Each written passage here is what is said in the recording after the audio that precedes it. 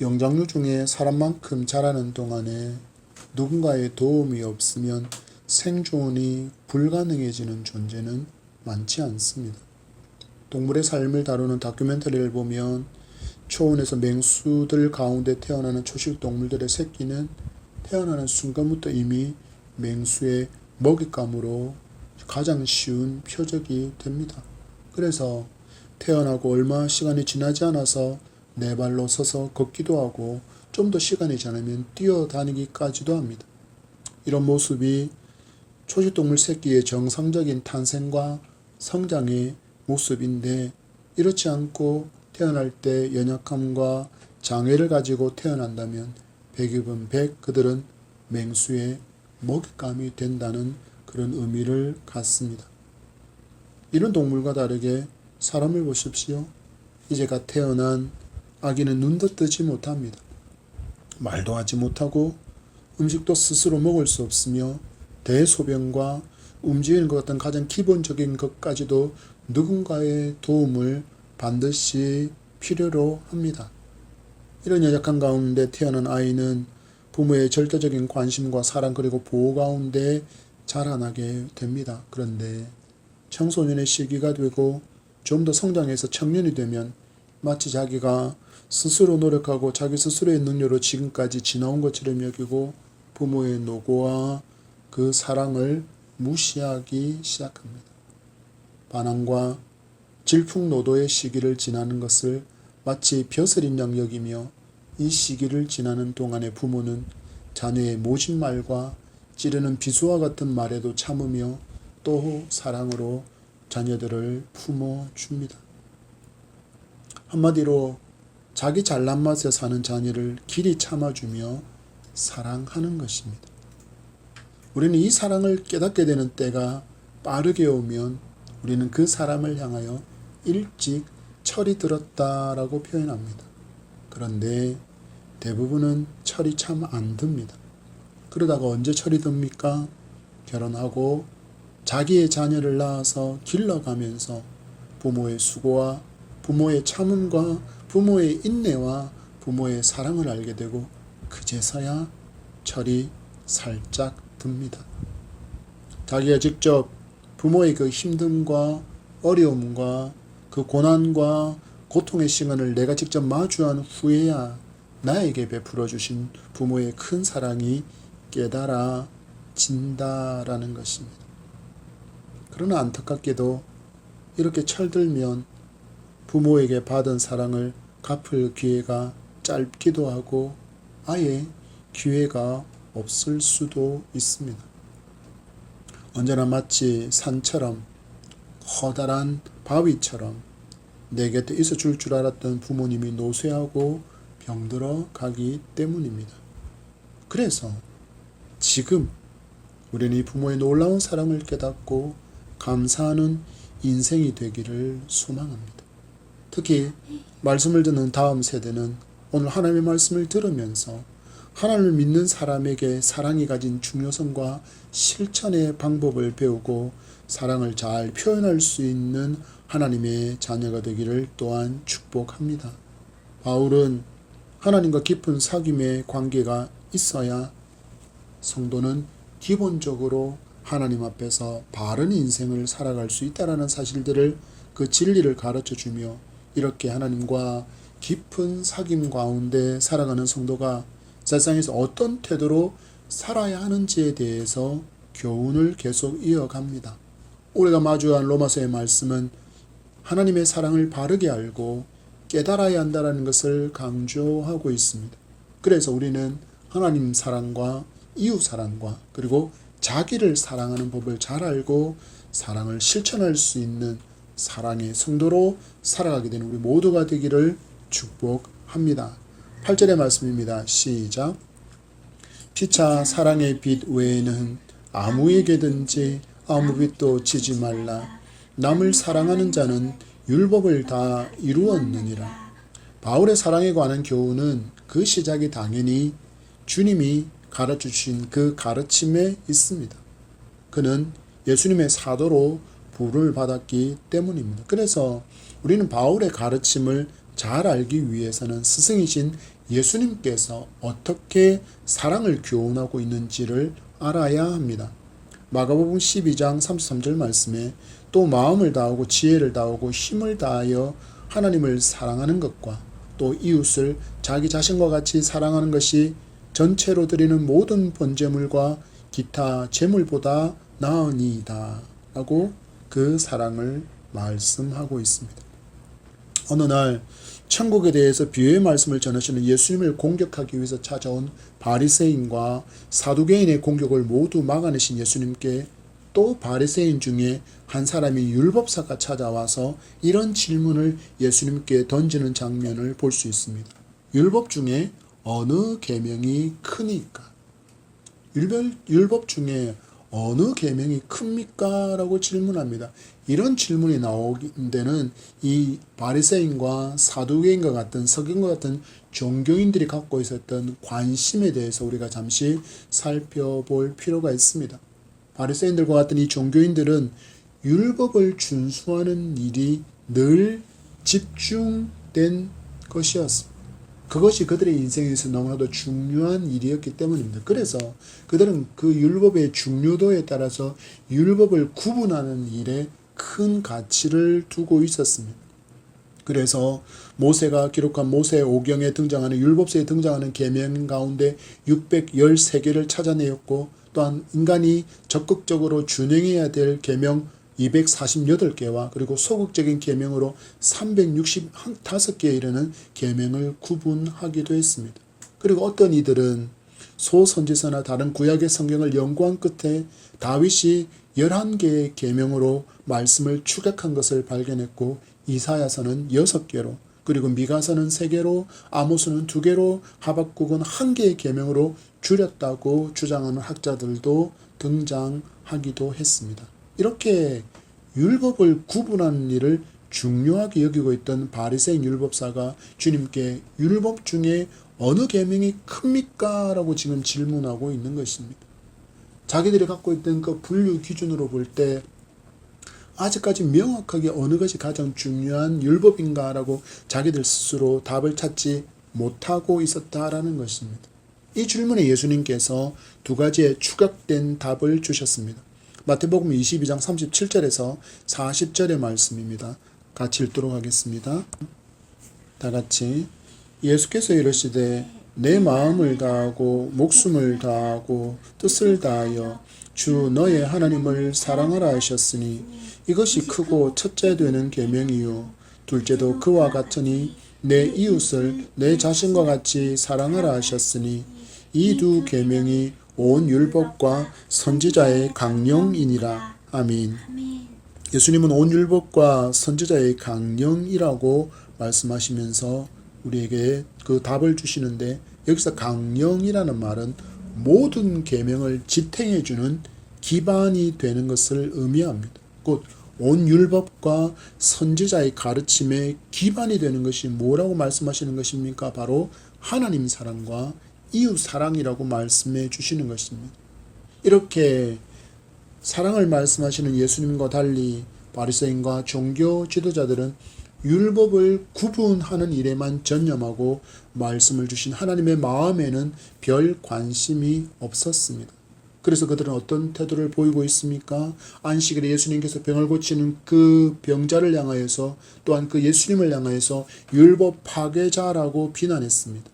그리고 심지어 병에서 나음을 입은 사람을 찾아가서는 안식일에 병 나음을 받은 것이 잘못된 일이고 네가 병 나음을 얻어서 이렇게 건강한 모습으로 돌아다니는 것은 잘못된 일이라고 그들은 그 병 나은 자를 핍박하기까지 했습니다. 왜요? 그들은 하나님의 말씀의 참 의미, 그 말씀 가운데 있는 하나님의 사랑을 알지 못했기 때문입니다. 그런데 우리도 하나님의 말씀을 이렇게 이해하는 경우가 많다라는 것을 우리는 말씀 앞에서 발견할 수 있어야 합니다. 하나님의 말씀은 거울이기 때문입니다. 그리고 발견한 잘못된 신앙의 모습을 잘라내고 하나님 말씀에 부합하는 신앙의 사람이 되기 위해서 우리는 힘쓰고 애써야 합니다. 교회에는 성경에 없는 어떤 규칙 같은 게 참 많기 때문입니다. 그래서 성경에도 없는 규칙을 위반하면 마치 신앙이 이상한 사람 혹은 신앙이 나쁜 사람인 것처럼 저울질을 당하기도 합니다. 단적인 예를 들어보자면 목사가 설교하는 예배를 인도하는 강대상이 있습니다. 그런데 많은 성도가 이 강대상을 마치 신성한 장소처럼 생각하는 것입니다. 그래서 아이들이 혹여라도 이곳에 올라오면 많은 성도가 난리가 납니다. 여러분 기억하십시오. 그냥 강대상은 설교를 위해서 필요한 공간일 뿐이고 또한 설교하고 집회할 때 효율적으로 사람들의 주목을 끌 수 있도록 만들어진 하나의 공간일 뿐이라는 사실들을 기억하시기 바랍니다. 그럼 왜 많은 성도가 목사가 설교하는 강대상을 좀 더 신성한 장소인 것처럼 그렇게 바라볼까요?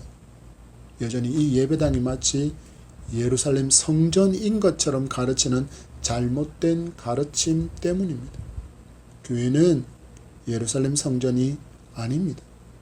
여러분이 잘 아시는 것처럼 예루살렘 성전은 이미 무너져서 존재하지 않습니다. 무너졌고 남은 것이라고는 통곡의 벽으로 잘 알려진 예루살렘 성전의 서쪽 벽의 일부만이 지금 남아 있을 뿐입니다. 그럼에도 많은 한국 교회가 여전히 교회를 예루살렘 성전과 같은 성전의 개념으로 사용하고 있습니다. 그래서 우리는 언어도 잘 사용해야 합니다. 성전 건축 헌금이 아니라 교회 건축 헌금 그리고 예배당 건축 헌금으로 바꾸어 불러야 합니다. 이 외에도 시간상 많은 것들을 언급하지 못하지만 우리는 성경에 없는 것들을 마치 유대인들이 그랬던 것처럼 장로의 유전과 전통이라는 이름으로 성경적인 권위를 갖게 한 것이 너무나도 많다라는 것을 우리는 분명히 발견하고 이것을 멈추고 잘라내어야 한다는 것을 우리는 잊지 말아야 합니다. 대한예수교 장로회, 합동교단, 또한 통합교단, 많은 교단, 장로회 교단들은 개혁주의를 지향하고 있습니다. 그렇다면 과연 개혁주의는 무엇을 말하는 것일까요? 짧게 말하면 성경으로 돌아간다는 이야기입니다. 성경에 있는 것이면 수용하고 순종할 것이며 그러나 성경에 없는 것이면 아무리 지금까지 전통과 마치 장로의 유전처럼 지켜온 것이라고 해도 거부하고 잘라내어서 모든 것을 성경에 맞추는 신앙의 삶을 살겠다는 의지가 담긴 단어가 바로 개혁주의의 본질이기 때문입니다. 이러한 사랑의 가르침을 말씀하신 주님의 가르침을 본받은 사도 바울이기에 우리가 살아가면서 기억해야 할 빚은 오직 사랑의 빚밖에 없다라고 강조하고 있습니다. 너희들이 지금 지키고자 하는 그것들은 반드시 잊지 말아야 할 기본적인 정신이 있는데 바로 사랑이다. 사랑이 없는 채 너희들이 이 모든 것을 강조할 때 그것은 너무나도 위험하다라는 것입니다. 성도가 성도로 살아가면서 서로에게 가져야 될 마음이 바로 사랑이라는 것입니다. 그래서 강조하기를 남을 사랑하는 자는 율법을 다 이루었다라고 선언하는 것입니다. 이는 예수님께서 말씀하신 것을 더욱 강조하고 있다는 것을 우리는 앞에서 살펴보았습니다. 하나님을 사랑한다고 말하는 사람이 성도를 사랑하지 않고 이웃을 사랑하지 않고 자기를 귀하게 여기지 못한다면 말씀에 순종하지 않는 것입니다. 그래서 하나님을 사랑한다는 것을 이유로 가정을 소홀히 하거나 혹은 성도 간의 다툼이나 미움이 일어나는 일을 한다면 그것은 하나님의 말씀에 순종하지 않고 있다는 것을 성도는 알아야 합니다. 여러분 교회 안에 얼마나 많은 다툼과 얼마나 많은 시기와 얼마나 많은 질투가 있는지 너무 아프고 안타까운 일입니다. 여러분 한국 교회 안에 있는 이러한 불순종으로 인해서 얼마나 많은 성도가 교회를 떠나가는 줄 아십니까? 지금은 그 용어를 잘 사용하지는 않지만 한때 안티 기독교, 먹사라는 단어가 널리 사용될 때가 있었습니다. 기독교에 대항하는 사람들, 기독교가 하는 일이라면 사사건건 시비를 거는 사람들이 있었는데 그들을 안티 기독교인이라고 불렀습니다. 그런데 그들 가운데 대부분은 교회를 다닌 경험이 있는 사람이라는 것이 아픈 일이라는 것입니다. 그들이 하는 주장의 대부분은 기독교는 입술로만 사랑한다. 그리고 저들은 용서도 관용도 긍휼도 자비도 없는 편협한 종교 집단이다라고 말합니다. 목사들은 얼마나 돈을 좋아하는지 늘 돈 타령하면서 이런저런 항목으로 이상한 헌금을 만들어서 돈을 끌어다 모으고 좋은 옷 입고 좋은 차 타고 좋은 집에서 산다. 그래서 목사가 아니고 돈만 밝히고 먹는 데에 모든 관심을 쏟는 존재인 것처럼 목사를 폄하하고 비아냥거리는 말투가 바로 목사를 먹사라고 불렀던 것입니다.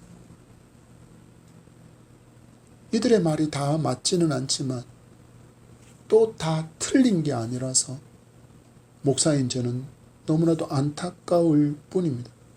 이제 우리는 고민해야 합니다. 왜 이들이 교회를 떠나가서 교회를 핍박하고 교회를 공격하는 무리가 된 것인가에 대해서 우리는 그 이유를 찾기 위해서 노력해야 한다는 것입니다. 그리고 우리는 그 답을 오늘 말씀에서 찾을 수 있습니다. 바로 사랑하지 못해서입니다. 주님이 말씀하신 사랑은 마음과 목숨과 뜻을 다하는 사랑입니다. 비슷한 단어들이 연결되고 있지 않습니까? 성경은 비슷한 말이 연결되어 있으면 대부분 강조의 의미로 사용되어집니다. 비슷한 단어들이 중복되고 있기에 강조하고 있는데 그것이 무엇을 강조하는 것입니까? 바로 우리의 전인격과 모든 능력을 강조하며 전인격과 모든 능력을 사용한 사랑이 바로 예수님께서 말씀하신 그 사랑에 담긴 의미라는 것입니다. 마음이 없는 사랑, 목숨까지 내어줄 만큼 사랑하지 못하는 것, 의지를 갖고 사랑하는 그것이 없으면 예수님께서 말하시는 그 사랑에 닿지 못하고 있는 것이라는 거죠. 우리 예수님의 사랑을 보십시오.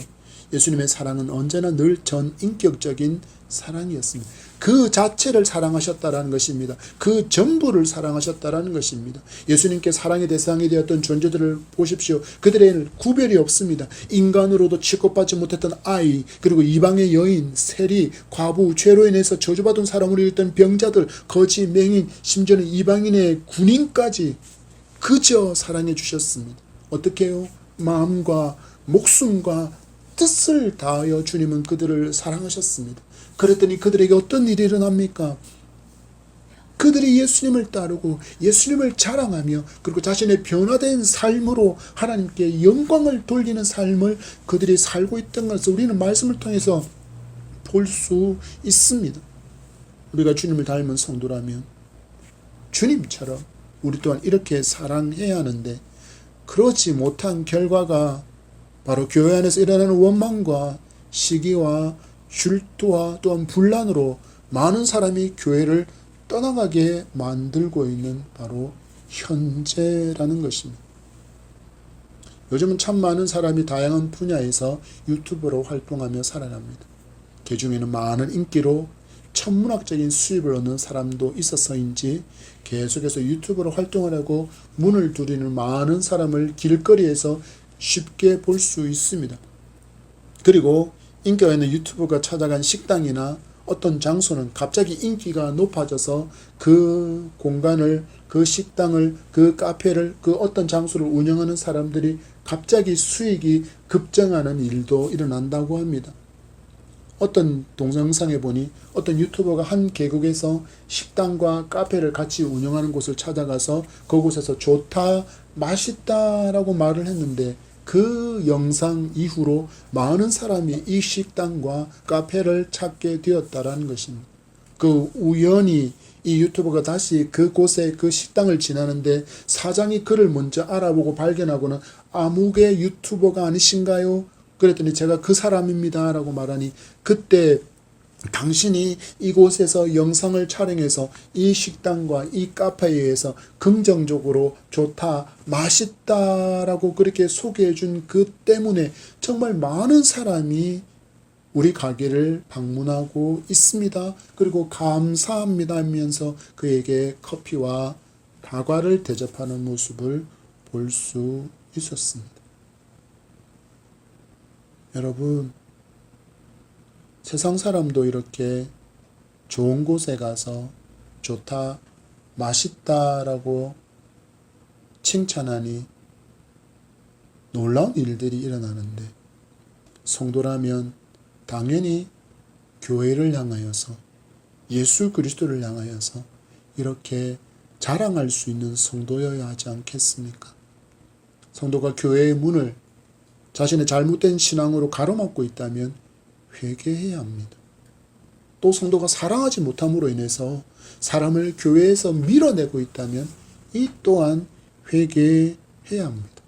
우리는 교회의 문을 막는 존재가 아니라 착한 행실로 좋은 소문을 내고 이를 보고 들은 사람들이 하나님께 영광을 돌리게 할 막중한 사명을 맡은 성도이기 때문입니다. 우리가 사랑으로 그물을 만들어서 그 사랑의 그물에 걸려서 하나님의 사랑을 그들이 알게 되고 이웃 사랑을 뜨겁게 경험하게 하는 사랑의 성도, 마음과 목숨과 뜻을 다하여 사랑하는 그런 하나님의 성도가 되기를 축복합니다. 9절의 말씀을 보십시오. 시작. 간음하지 말라, 살인하지 말라, 도둑질하지 말라, 탐내지 말라 한 것과 그 외에 다른 계명이 있을지라도 내 이웃을 내 자신과 같이 사랑하라 하신 그 말씀 가운데 다 들었느니라. 우리가 말씀을 받을 때 우리는 보통 하지 말라라는 명령에 대해서 좀 더 주의를 기울이는 경향이 있습니다. 여러분 스스로도 그것을 인정하실 것입니다. 왜냐하면 하지 말라고 명령한 것을 불순종한 이스라엘이 하나님께 어떤 징계와 어떤 심판을 당했는지를 우리는 말씀을 통해서 알고 있기 때문입니다. 그래서 하지 말라라는 명령에 대해서는 알고 있는데 많은 경우 하라고 명령하신 말씀을 잊고 살 때가 많습니다. 그러나 하나님의 말씀은 어떤 말씀이라도 온전히 순종하기를 힘써야 합니다.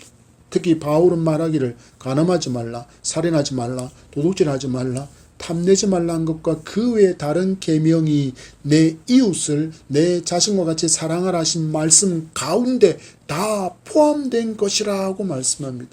무슨 말입니까? 사랑하면 간음할 수 없고, 사랑하면 살인할 수 없고, 사랑하면 남의 것을 사기치고 도둑질할 수 없으며, 사랑하면 남의 것을 탐내지 않고 다른 모든 계명에 힘써 순종할 수 있게 된다라는 것입니다. 여러분, 이런 사랑이 이미 우리 안에 예수 그리스도로 말미암아 주어져 있는데, 우리 가운데 있는데 우리는 그 사랑을 행하지 못하기에 교회 안에 아픔이 너무 많은 것입니다. 우리 사랑합시다. 하나님을 사랑하고 이웃을 마음과 목숨과 뜻을 다하여 사랑하는 예담형의 성도가 됩시다. 주님이 이렇게 사셨기 때문입니다. 우리가 주님을 닮아야 하는 것은 너무나도 마땅한 일이기에 하나님을 사랑하고 이웃을 사랑하고 여러분 자신을 뜨겁게 사랑할 줄 아는 예담형의 성도로 살아가게 되기를 축복합니다. 그때 우리를 통해 믿음의 좋은 소문이 나고 진정한 주님의 향기로 가득 찬 하나님의 공동체로 든든히 세워져 가고 이곳에 오는 많은 사람이 그 사랑과 그 향기에 취해서 또 다른 사람들에게 나아가 하나님의 사랑을 자랑하고 여러분을 자랑하고 교회를 자랑하고 예수 그리스도를 자랑으로 말미암아 선한 열매가 맺어지게 될 줄 믿습니다. 여러분, 이런 사람들이, 이런 성도가 대한민국을 점점점 채워간다면 이 대한민국이 얼마나 멋진 나라가 되겠습니까? 많은 사람은 이야기합니다. 더 번영한 나라가 되어지면 좋은 나라가 될 것이라고 이야기합니다. 더 많은 수입을 통하고 수출을 통하고 무역을 통하고 이런저런 일들을 통해서 대한민국이 더 번영한 국가가 되어지면 좋은 나라가 될 것이라고 여기지만 그렇지 않다라는 것을 우리는 이미 삶으로 경험 중입니다. 여러분, 예전에 비해서 이웃 간에 정이 있습니까? 찾아보기 힘듭니다. 심지어 부모와 자녀 간에도 형제들 간에도 사랑의 온도가 식어진 것을 부인할 수 없습니다. 물질 풍요가 마치 더 인간답게 잘 살게 해줄 것 같은 그런 거짓에 속지 마시기 바랍니다. 여러분, 그 물질로 인해서 얼마나 많은 다툼과 죽음이 있는지 우리가 눈으로 보고 있지 않습니까? 여러분, 왜 전쟁이 일어납니까? 공산주의와 민주주의와 사회주의 같은 그런 체제와 이념이 다르기 때문입니까? 아니요. 역사적으로 일어난 전쟁의 대부분은 무엇 때문입니까? 이익 때문이었습니다. 기득권을 가지고 더 많은 부를 얻고자 하는 그 욕심으로 인해서 침략 전쟁이 일어난 것입니다.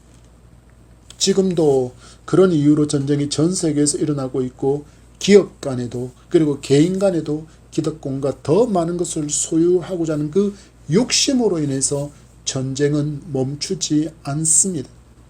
그런데 여러분, 하나님의 진리를 아는 성도들까지 이런 진흙탕 싸움에 동참한다면 과연 어떤 세상이 되겠습니까? 빛이 없어서 어둠의 일이 가득하게 될 것이며, 소금의 짠맛이 없으니 추악하고 더럽고 썩어지는 음란의 일만이 가득한 세상이 되지 않겠습니까? 지금 우리가 마주한 세상이 그런 세상이 되고 있습니다.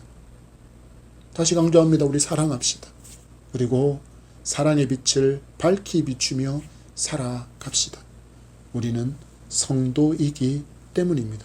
10절의 말씀입니다. 시작. 사랑은 이웃에게 악을 행하지 아니하나니 그러므로 사랑은 율법의 완성이니라. 아멘. 사랑하는 사람 이웃에게 무엇을 행하지 않습니까? 악을 행하지 않습니다. 왜 그렇게 할 수 있습니까? 그를 사랑하기 때문입니다. 바울은 예수님의 사랑을 좀 더 넓게 표현하는데 바로 사랑장이라는 애칭을 가진 고린도전서 13장입니다. 읽어드립니다. 4절에서 7절의 말씀. 사랑은 오래 참고 사랑은 온유하며 시기하지 아니하며 사랑은 자랑하지 아니하며 교만하지 아니하며 무례히 행하지 아니하며 자기의 유익을 구하지 아니하며 성내지 아니하며 악한 것을 생각하지 아니하며 불의를 기뻐하지 아니하고 진리와 함께 기뻐하고 모든 것을 참으며 모든 것을 믿으며 모든 것을 바라며 모든 것을 견디느니라. 아멘. 이런 사랑을 내가 알고 내가 성도로 예수님께 이런 사랑의 빚을 진 존재라는 것을 깨달은 사람이 어찌 사랑하지 않을 수 있겠습니까? 이웃에게 악을 행하겠으며 믿음 안에서 지체된 성도에게 못된 말과 행동을 할 수 있겠습니까? 우리 지금까지 성도와 이웃에게 못되게 말하고 행동하던 모든 것을 회개하고 이제는 돌이켜 주님의 마음으로 사랑합시다.